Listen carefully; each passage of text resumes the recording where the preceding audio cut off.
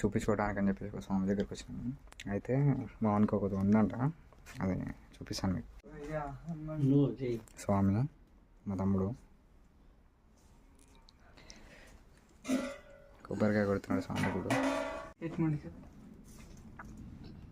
ఆ కొబ్బరికాయలో ఏం చేయలేడు, జస్ట్ వట్టి కొబ్బరికాయ. మీరు చూడండి ఒకసారి ఎట్లా వస్తుందో.